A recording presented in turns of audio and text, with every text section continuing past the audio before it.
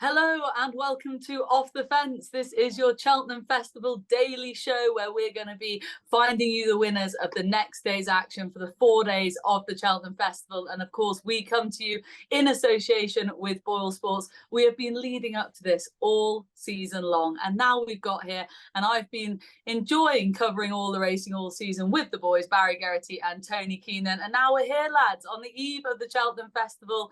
I cannot wait for the games to begin. On a scale of 1 to 10, Barry Geraghty, how excited are you? About 15, Vanessa. Okay, and not a touch of sarcasm either. Love it. Here for it. What about you, Tony? Not making the trip over, but are you looking forward to it kicking off? Oh, indeed I am, yeah. I'm about an 8 out of 10. No, although that said, I'd say I'm at risk of a late setback. I'm definitely scoping a bit dirty now the last couple of days to be a drifter on the exchanges, I think, now, if I was making a run at this stage. So, but I'll make it through the 4 days, hopefully. Brilliant. A bit of a blazing Carl situation, some uncertainty about your type of run. Before we go any further, Barry, I think you're in Cheltenham, aren't you, by now? So what's the weather like? What's the ground going to be like? We're starting on soft, aren't we? We are, yeah. A lot of rain here this morning. Dry day, and it was nice. It was mild, breezy, but then there was really heavy showers this evening. So there is more rain forecast on and off during the night. Tomorrow is given dry, but no, it's definitely going to be soft. It was really heavy showers this evening. Okay, brilliant. Thank you for that. Before we kick off with the Supreme, do not forget the BoyleSports offer. You get your money back as a free bet if you finish second to the starting price favourites in any of the races with BoyleSports. And of course, there are price boosts as well to get stuck into. I will get to them towards the end of the show, where we also have a special guest joining us. Plenty to get through, but these are going to be short, sharp, snappy daily shows finding you winners. So let's kick off with the Supreme Novices. Barry, will come to you first here. Obviously, Facile Vega still at the top of the market, 5-2. Marine Nationale, 4-1. Ilete Toms, 9-2. Tamaris, 8. High Definition, 12s. We've already done the preview show, but now with the new ground, any new thoughts? And please, can you confirm your Supreme selection? Yeah, definitely the ground throws a different slant on it. And I'm coming around to Facile Vega. Obviously, really impressive in the one for last season. You have to draw a line through his last run. He has to settle as well. But I believe there's a lot of belief in the camp that there's a bigger performance coming from this horse and that he will settle. So vibes are very strong, and I think the ground is going to play to his strengths. As regards the opposition, I think that won't be ideal for Marine Nationale. Ilete Tomp has been very consistent in all starts and all going, but definitely has no issue with the ground. Tamaris still has to step up in what he did, and High Definition comes in with limited experience, really. So now for me, I've gone full circle and I've come back to Facile Vega on conditions, and just the strength of the vibe from the camp, both Willie in his interviews, but also from the lads around. There's a good vibe for Facile Vega. Yeah, I keep hearing this every interview we do. We keep getting the good indications from Willie Mullins and co. Are you someone to be swayed by that sort of confidence from inside the camp, Tony? I'm not at the prices, no. I'd be happy enough leaving him off. I don't think this is a terrific race in terms of betting wise. I think it's a fascinating race. But it's the first race of the meeting. People sometimes tend to get sucked in and overstake the thing. I'll be playing it quite cautious tomorrow. I also think the each way angle is fairly poor, to be quite honest with you. I think the expectation was there'd be quite a few extra places on offer here, but the extra places are actually towards the end of the card. So for me, this is a win-only race. And I've gone 3 small bets on 3 horses that are kind of bigger prices. The first one is Diverge. It's the Mullins third string, but I thought he was visually very impressive. Punchestown, and more so than that, he was really strong performance on the clock. He seemed to handle quite testing ground there, and with the accounts you listen to you there, it's going to be quite testing tomorrow, at least soft. So I've got a few quid on him. I've also had a few quid on Dr. Bravo. I'm a little bit sceptical of the form of the Red Mills, but I'd be fairly happy that he shipped just about best on the day. And I also think that a really strongly run race will suit him. He just looks like a horse that could do it and dropped out and sort of take his way through the field, and there could be a bigger performance in him. And the last one, I have a few quid on a much bigger price again, is Strong Leader. I've just been visually impressed with this horse. Liked him at 8-3. Just think there's a potential there. He's actually built up quite a decent amount of experience considering he's running in bumpers at the start of the season. But definitely not. It wouldn't be a strong race, but I'm happy enough throwing 3 smaller darts at those. Yeah, I'm sure lots of people will want to swerve away from the short price horse at the top of the market, so can see the cases made there. Tony, let's stick with you for the Arkle. All aboard El Fabiolo here. You've been very strong on him up until now. We know you like the Arkle form from Ireland back in February. He's obviously taking on Jonbon here and Dysart Dynamo FL, but surely you're not abandoning El Fabiolo now. Oh, no, absolutely not. I think the rain will suit him, because I do think that he's a horse that will stay further in time. I was watching back the replay of his Punchestown win last spring where he was against Hador, and I'm not sure he was totally suited to be the speed test there. Hador, was giving him a race anyway until the last, but stamina kind of kicked in with El Fabiolo. You have Dysart Dynamo in the race, which basically ensures some sort of decent pace. The other possible pace angle is Efrenop Fizz, the mare, who's always gone forward throughout her career. Hador has gone forward, but I think they might drop him out, especially when the yard have 3 other much more fancy runners. They might be happy enough to ride him for place money. But look, I think El Fabiolo should be clear favourite. The market is tending that way at the moment. He has it all from Leopardstown as far as I'm concerned. It was a visually brilliant performance. The form is excellent. Obviously, he beat all the Irish 2 mile novices by a good distance. The time was excellent. But along with that, he also has the potential that there could be much more to come. He was quite likely raced as a novice hurdler, and he's only had the 2 chase runs this season. Jonbon, while I don't think it was a terrible run in Warwick, it was hard to draw too many positives from it, and he's basically just around the same price, or has drifted only a little. So I think that Fabiolo has the win of this, provided he jumps around and doesn't make significant mistakes. Barry, it's 2 votes on this show for El Fabiolo, but I don't think you're going to make it 3, are you? No, I really like him, and what he did in Leopardstown was brilliant. But for me, the question mark is his jumping. As Tony mentioned, he's only had 2 runs. He has made mistakes on both starts. Cheltenham was a much trickier track. I don't see the winner not being in the first 3 in the betting. Jonbon, El Fabiolo, or Dysart Dynamo. Jonbon, for me, jumps really well. He's reliable. You'd have to say he underperformed to a degree anyway. In Warwick, he has to be better than that. He underperformed in Haydock on his previous start to the festival last season. So you have to take it a little bit on trust. But he is a very classy horse. He jumps really well. And he's definitely he's a big player. But for me, on the track, on the ground, I just still think Dysart Dynamo won't be out of the first 3.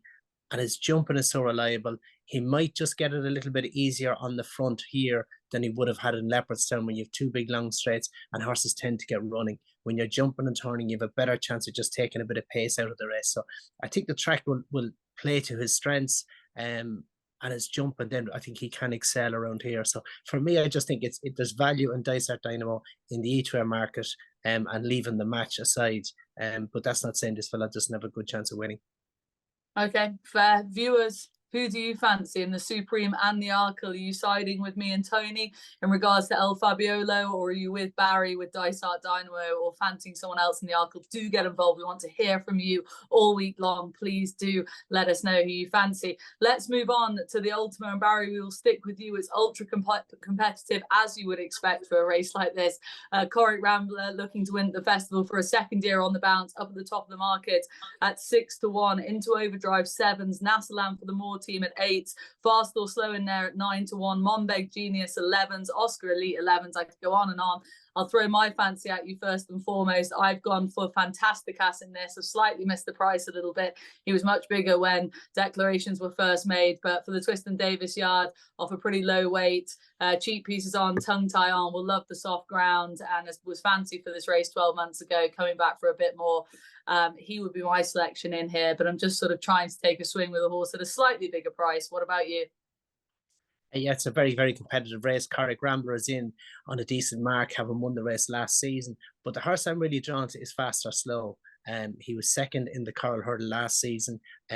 He was a winner in France in his earlier years over fences on his only start. So therefore, he wasn't a novice, and he had to compete in good races. So he was 8 lengths behind Facile Vega when 5th in the John Durkan, and it was won by Gallop and the Champ.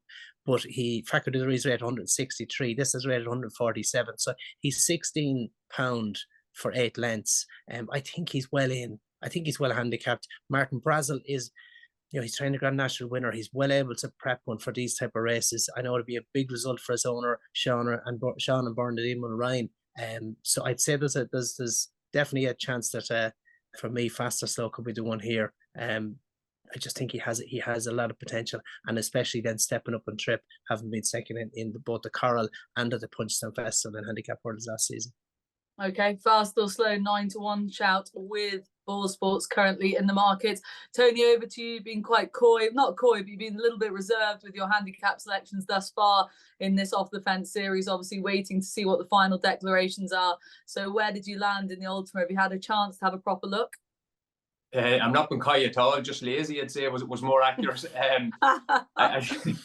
I think with this race, this would not be really a strong race for me because it's a very English race. There's a lot of English form and offer, but it's very hard not to have an each-way bet in this. You basically can't have a bad each-way bet in this, the way the terms are. Like they're all going 6 and 7 places here, which is excellent offers here. So you kind of have to have an each-way bet. And listening to and reading people more intelligent on the English form book than me, I think Nasalam is one that is very solid.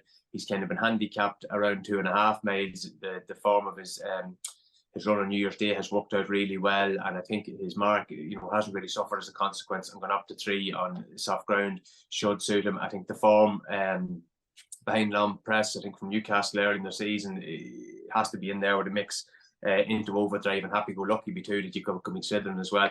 And I'd also give a mention to a horse that ran in Ireland the last time at a big price, Facile Vega. He ran at the Dublin Racing Festival, third behind the Goffer and Glamorgan Duke. And Glamorgan Duke is a really kind of specialist in that race. So I'd say he was at his absolute best that day. And Facile Vega, again, a bit more emphasis on stamina, should suit him. So they'd be the 3 or 4 I'd be playing around with, small at each way prices. Yeah, well, we can look for that each way value. Obviously, lots of bookies playing extra places, of course. BoyleSports will be too. Let's move on to the Champion Hurdle. And Barry, it's only right we come to you. Obviously, Constitution Hill is going to go off at about 3-1 on shot, it would look like. Cannot wait to see it myself. Have no interest in a bet in this race because I'm just looking forward to the moment. What's the vibe at the moment going into the big day? What's the update you've got? Yeah, no, vibe is good. I was chatting with Michael Buckley during the week, and he's very happy with him. Reports had been good that he was getting. So, no, fingers crossed. All seems good. Obviously, he won the Tallwood last season on heavy ground, so soft ground shouldn't be an issue for him. It's a bit of just a wait and see if he runs to the level of form he showed last season and all through this season. You'd like to think it'd be hard to beat. And Stateman, we're rehashing all the stuff here when we say Stateman being his obvious danger. It's probably take the two of those out of it. It's a weak Champion Hurdle. Find what's going to be third. Like Vauban, to me, he didn't step forward from his first run Leopardstown to his second run. Zana here has struggled for form all season. And I just went into it. Not So Sleepy, who bombed out behind Paisley Park in Kempton. He was 2 lengths behind Epitant in the fighting fifth previously. Obviously, which is another dozen lengths behind Constitution Hill. But I just thought there was a case to be made for him. He was 5th in the last 2 Champion Hurdles, on soft ground as well. Could he be the one that maybe fills the TriCast? Oh, big price swing from Barry for the places then. Tony, which way or how are you playing the Champion Hurdle, if at all? I'm not going to play it at all. I'm hoping Stateman in place. I have the back end of a couple of multiples. I hope he plays, and I hope Constitution Hill puts up a really good performance for Barry and all attached to them. Yeah, agreed. Let's stick with you then, Tony, for the Mares Hurdle. What a race this has turned out to be. And obviously, we've got Mary's Rock in here. We were wondering where she would end up. She's been declared for this. So she's 5-2 at the top of the market. Honeysuckle next best, 7-2. Brandy Love, 11-2. Epatont, 11-2. Love Envoy, 8. Echoes and Rains, 10s. Queensbrook, 20s. 25 bar that. What a race this looks like it's going to be, Tony. And confirm your selection, or have there been any changes given the ground situation over here in all the rain? 1 or 2 small changes. I think the market is an interesting starting point with this race. You've had Marie's Rock and Brandy Love have been really strong since declaration time, whereas Honeysuckle and particularly Epatont have taken a walk. I suppose with Epatont, whether soft ground at this trip might just stretch her. I don't know, was she ever really a soft ground mare? Barry might be a better place to comment on that, but that would have been the impression. I remember hooking into a Champion Hurdle win that was a concern beforehand. I've had something small on Marie's Rock. The price is rather gone a bit. She seems one that is very likely to run a race. Echoes and Rain would be my main play in the race. like mentioned before, I think she's improved this season for the taking off of all the gear. She's proven quite a good flat horse as well over the summer, progressing. And if she settles, which is a big if, I think she can get involved. She'd be a win only prospect for me, even though her price is 10 or 11 to 1, because there is a chance that she just race far too keenly. And the one, just I've had something small on this mare, wasn't that keen on her when the ground was looking like it was going to be good to soft, but the more rain, the more interesting Queen's Brook becomes. She was second in it last year, and there's a massive price differential between herself and Mary's Rock this time round. And last year you probably would have said, that the ground was more in favour of the Henderson mare. She's like pushing for 16s, 20 to 1 there. She's a very good record there, just kind of this time of the year. Her form figures February, March are 1-3, 2-2-1, and is coming into it off the back of a win. Her form has been a little bit up and down during the winter, but come back to form a bit of punch, and he's probably worth a small play. So Echoes and Rain mainly with Mary's Rock and Queen's Brook are maybe also worth considering. That was a fist pump for me in the air, because I earlier today I backed Queen's Brook for an each way bet in this race. I know she's got to step forward, but for the case that Tony has made, and to be transparent on this show, I've had my biggest bet of the day actually on Queen's Brook to fill the places. So fingers crossed for me, please. Barry, please answer Tony's question in regards to Epatante and the ground factor. Are you concerned about that now with the rain that's fallen for her? And who's your selection for the mares race, please? Yes, she won the champion hurdle 3 years ago on soft ground, and it was a concern, but that was 3 years ago. I'd say it's probably not ideal for her, but at this stage in her life, I'd say she would cope a lot better now than she would have back then. So it's a slight concern, you could say. And you could maybe say the same for Honeysuckle, and maybe that's why she's gone out to 7-2. But for me, her running the Hatton's Grace, if you lined up Tia Hoopu or Classical Dream in this company, I think either would be warm favourites. So I think that run on soft ground, I think Cheltenham suits are better going left-handed. For me, I think Honeysuckle is definitely one to have a go at. Marie's Rock I do respect, but she's probably short enough at her price. And the other one I would be afraid of is Brandy Love. She's the only horse to have beaten Love Envoy and beat her well in Fairyhouse, which was going the wrong way for her. She ran well in Punchestown, only for ducking out left badly at the last hurdle. Was reported that she would need that run badly. So given improvement and going this way, she loves soft ground. I think there's value in Brandy Love as well. But for me, I'd be sticking with Honeysuckle. Okay, Honeysuckle for the win at 7-2 with BoyleSports for Barry. Who do you guys think out there will win the Mares Hurdle? Who do you think will chase home Constitution Hill in the Champion Hurdle? Or do you think someone else will win it? God forbid. Do get involved. We want to hear from you. Let's move on. And Barry, we will stick with you for the Boodles, please. Takeo is up at the top of the market, 9-2. Bikers 6-1. Bad 15-2. The big market mover. Risk Bell 9-1. Sir Alan 10s. Perseus Way 12s. 14-1. Bar that with BoyleSports. Is Takeo the one in here, Barry? Well, he has a lot of weight. He looks a good horse, but you know, that weight for me just isn't ideal. I think there's plenty there with chances. It looks like a very open race, and we've very limited knowledge to go on, if you like. But ground is definitely going to be a big concern. So I think anything I'd be looking at would want to have some level of form on the ground. And Bad won in Bordeaux on heavy ground. Had a couple of good place runs before that. Looks reasonably well treated in comparison from his mark in France to his mark in England. So there's definitely interest in Bad. The other one I thought was Sundial.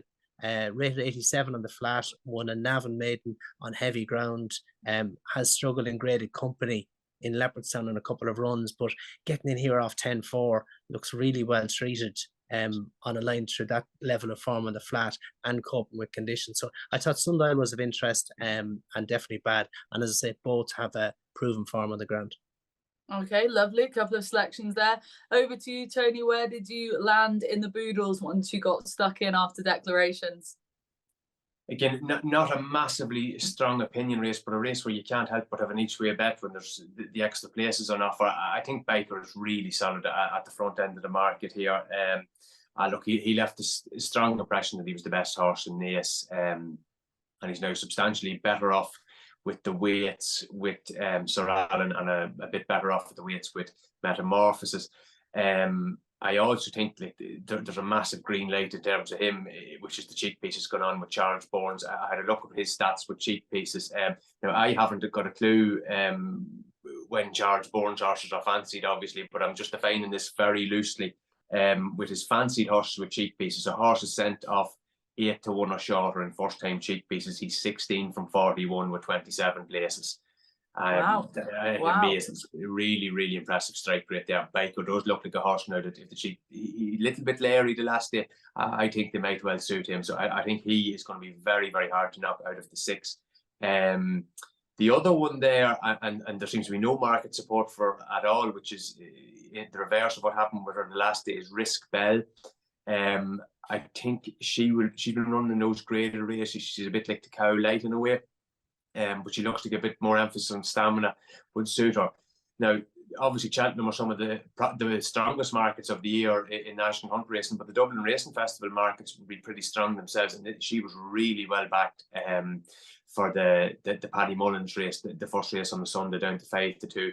So when she fell, so if they thought she was well handicapped going against older mares, I would say they probably still think she's well handicapped back in against 4-year-olds.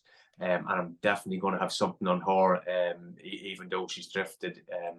Just the market signal was so strong the last day. And I do see that this kind of dropping back into handicap, so I'm running greater races with suit. And there's also, again, I'm going to take a small swing at one at a massive price, trained by the Williamses, Romancero Le Dun. I like their way of training juveniles. I think they progress run to run. I didn't think Ludlow really suited that horse the last day.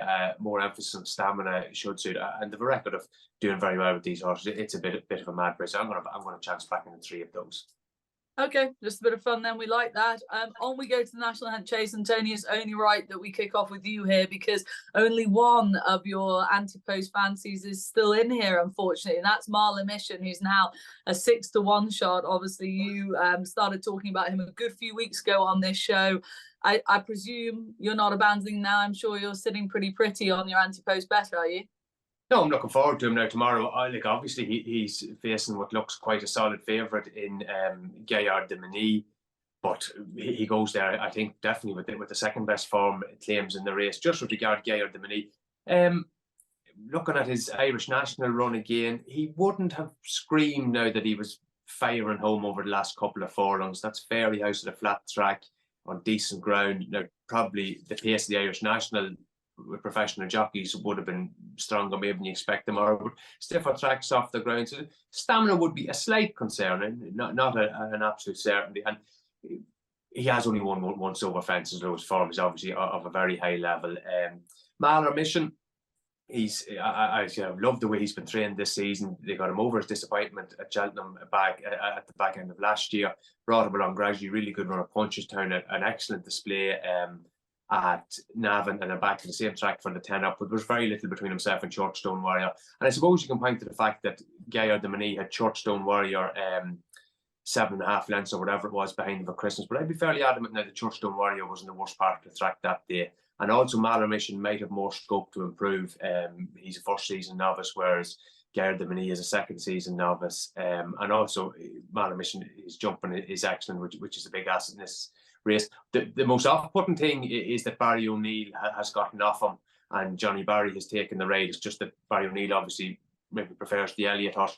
I'm hoping that that's for maybe political reasons, that Barry O'Neill is saying that Jamie Codd's not going to be around forever and he wants to keep in with Gordon Elliott. Not that he thinks that Manella Crooner's got better form claims, but I do think Mahler Mission's form claims, as I say, are clear second best. So I'm already on him. I'm not backing him again in the win, but I'm going to back him again in the place tomorrow is the plan.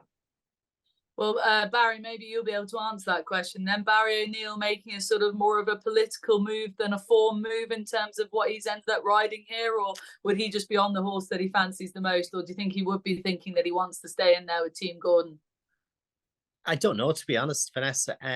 Because I'd have more interest in Mahler Mission. I felt he got beaten last time by Churchstone Warrior on good yielding ground, and I thought the soft ground was going to really suit him. So Mahler Mission was the one I would be happier to take on the favourite with, who I always felt had a little bit of a question mark. So if Barry has done it for whatever reason, maybe he feels he's on the right horse. But for me, on the book, I'd rather be on Mahler Mission. Oh, okay, good. I like this. 2 strong votes for Marla Mission. That we've rattled through day one already. I can't believe it. That was our selections. We've obviously still got naps to come, so stay tuned for that. But before we head off, let's hear from our special guest on Off the Fence today. It is none other than the Cheltenham Festival Gold Cup winning jockey, Robbie Power, who is, of course, also a BoyleSports ambassador. And here he is to take you through his day one selections for the Cheltenham Festival. Hi everyone, it's Robbie Power here, BoyleSports ambassador. I'd like to say a quick hello to all Off the Fence viewers ahead of what looks like being a fantastic week's racing. Here's my fancies for day one of the Cheltenham Festival. We start off with the Supreme Novices Hurdle. Facile Vega likely to go off favourite, but I'm going to take him on with another one of Willie's, Diverge. I was very impressed with him when he won his maiden hurdle the last day. He looks like a horse that's open to a lot more improvement, and soft ground is definitely going to suit him. The Arkle looks like a match between Jonbon and El Fabiolo. I was so impressed with El Fabiolo the last day in Leopardstown, where he made 1 or 2 mistakes and still had the ability to win a very good 2-mile Grade 1 novice chase. I think he's open to more improvement, and soft ground shouldn't be an issue for El Fabiolo. Jonbon was disappointing last year, and I'm going to overlook him again. The Champion Hurdle, Constitution Hill. Very, very surprised if he doesn't win, but I don't think he's going to have it all his own way. I think Stateman will give him a race, but it'll be Constitution Hill for me. And then the Mayor's Hurdle, all about Honeysuckle. Probably going to be our last run, and wouldn't it be great to see this wonderful mare go out on a winning note. She's unbeaten around Cheltenham, and I think her form this season, although she hasn't been winning, is still strong. And I think it's the strongest line of form going into the Mayor's Hurdle. In a couple of the handicaps, I like Jessica Harrington's Mighty Mo Missouri each way in the Boodles. He's been placed in a couple of competitive maidens, and I think he's got an each way chance. And then the last race, probably the banker of the day for me, is Geraghty du Mesnil in the 3.5 mile chase, the amateur chase. I think his form is rock solid. He won a very good 3 mile Grade 1 at Leopardstown over Christmas, and I think he'll take a lot of beating. Banker of the day for me, Geraghty du Mesnil. Thank you very much, the BoyleSports ambassador. That is Robbie Power. Good luck to him with his selections and to anyone who follows him in. But of course, what you really want to know about is the BoyleSports price boost. Stay tuned for these because Facile Vega has been boosted to 3-1 in the opening race. El Fabiolo 15-8 is the price boost, and Mary's Rock has been boosted to 3-1. That's to a max stake of £50. But please do see the boosts on the BoyleSports website and get stuck in if any of those horses have made your shortlist, because you're getting a bit of value. Let's wrap up with naps, please. And Barry, we will come to you first. Who, if you were to have one bet on the day, who is your nap, please? I'll go with Facile Vega. Facile Vega in the first. Okay, strong, confident vote for him. Over to you, Tony. Who is your nap on day one? Split naps here, El Fabiolo and Marla Mission. Okay, is a nap allowed to be an each way selection? I think it probably can, can't it? In which case, I'm going Queensbrook, please, in the Mayor's Hurdle. Tony's like smirking away there. That is my nap, Queensbrook in the Mayor's Hurdle. Got to put, I've already put my money where my mouth is, so I will stick to that. Everybody out there, thank you very much for watching. Please do get involved with us over the week. We want to hear from you, what you're backing, what you're not backing, who you fancy, who you don't fancy, etc., etc. But for now, that was our day one preview. We will be back on Tuesday night, Wednesday night, and Thursday night doing a little bit of a review, but mainly a preview for the following day's racing. But for now, thank you very much for watching. That was Off the Fence. Enjoy day one of the Cheltenham Festival.